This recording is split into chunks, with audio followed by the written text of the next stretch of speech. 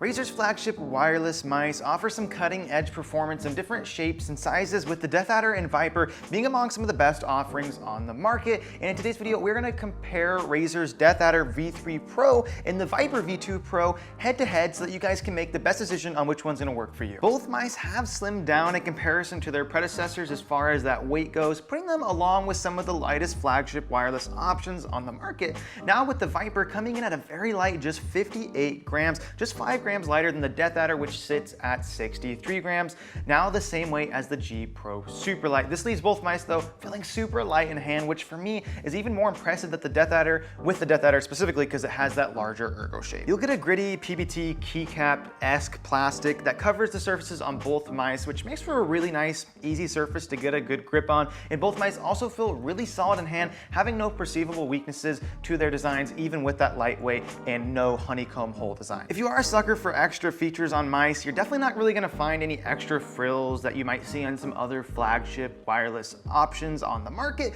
with there being no things like RGB extra buttons around the shell or the ability to use it with a charging dock. So do take that into consideration when purchasing these. Omission of those features though is of course just to keep helping streamline the mice and cut down on that weight for the purpose of just making it a beast for that fast-paced gaming environment. On the bottom of each mouse, you're gonna find that same button, which is gonna double both as a power on or off and a DPI button, which can be used once the mouse is on to cycle between those different DPI stages, which can then be adjusted in Razer Synapse software if you want. Both mice are also using the same sensor, which is their Focus Pro 30K optical sensor, which so far for me been super snappy, really spot on, no spinouts, no faultiness in it, and the mice have almost completely identical PTFE feet on the bottom as well, with that one bigger skate in the back, the two smaller ones towards the front, and then that one around the sensor. I've had no issues with the glides on either one, but if you wanted to, you can of course always swap those out for some aftermarket skates, which I'll also have a video coming out soon on some of the best aftermarket upgrades you can make on them, so make sure you pay attention for that one. Shape is going to be the biggest area of difference between the mice, and what's most likely going to help make the decision for you when choosing. The Deathadder of course is going to be boasting that larger ergo shape, with the Viper having that more streamlined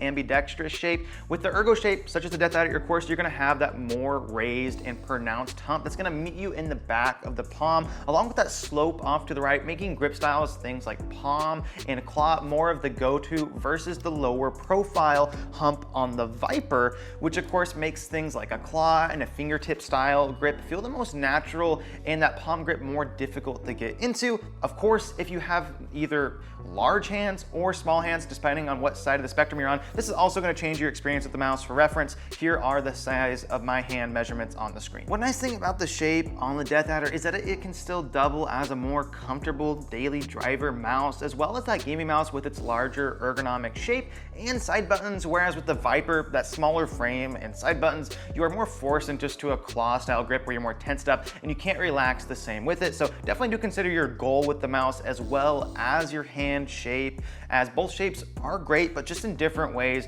and they do serve different needs. So if you prefer that claw to fingertip grip style or style of grip, you want those really fast movements out of your mouse, the Viper, it might work better for you because it is really great for that. But if you want that slightly more cozy mouse that can be used in palm grip easier, as well as a claw grip, while still providing efficient in-game performance, the Deathadder is definitely a nice balanced shape. Each mouse has the option of being used wired, and you're gonna have to plug it in to actually charge it. But both the Deathadder and Viper are using USB-C ports, which is really great to see. And it doesn't only fit Razer's USB-C cable, you can also fit some other ones in there that I've tested as well. So the cable itself, definitely not very great, the one that you get included, but of course you don't buy a wireless mouse to use it with that cable. You wanna get it for that wireless connection. You can use both, of course, the Viper V2 Pro and that Deathadder V3 Pro with the dongle either in the computer or in the adapter, which is gonna offer that 2.4 gigahertz wireless connection. And even with multiple dongles plugged into my PC, I've had no issues with that connection. But also something that you're gonna wanna consider is that with the Viper, you're only gonna get 70 hours of battery life, which is still a ton,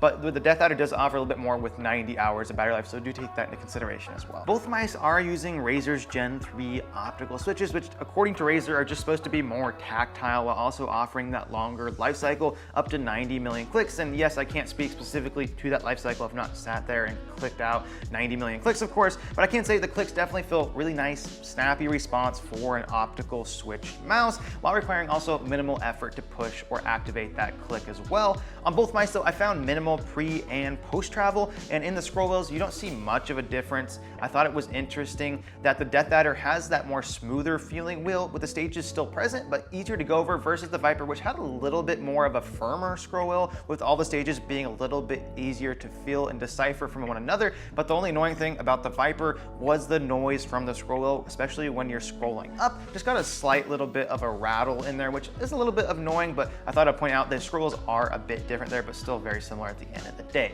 The side buttons though definitely differ a lot in shape as well as feel, with both mice having decently snappy tactile side buttons, but I just found that the Deathadder side buttons feel a lot better to me, just having a more snappy and crisp feel when you are clicking those. You guys can definitely hear that in the sound test, which will be in just a second. And that may be due to the switches that are being used, or maybe just the larger side buttons in general. But the Vipers definitely have a little bit more pre and post travel there, and not that same exact snappy response that I found on the Deathadder, but still function just fine.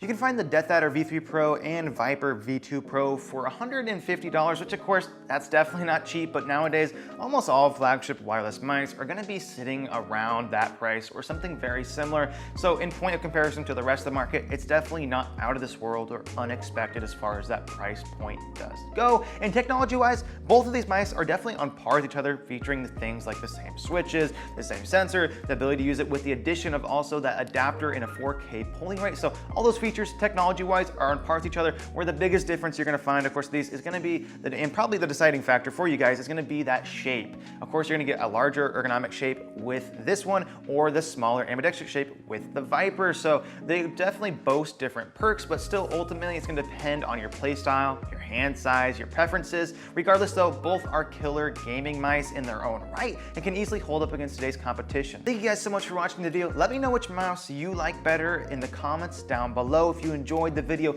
definitely subscribe and hit the like button, and check out some of the other mouse reviews on screen now.